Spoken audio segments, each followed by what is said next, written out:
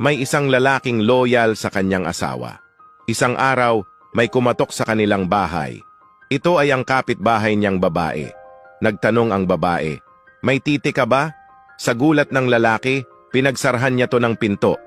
Kinabukasan, kumatok na naman ang babae. "May titi ka ba?" tanong nito. At dahil loyal ang lalaki sa kanyang asawa, pinagsarhan niya lang ito ng pinto.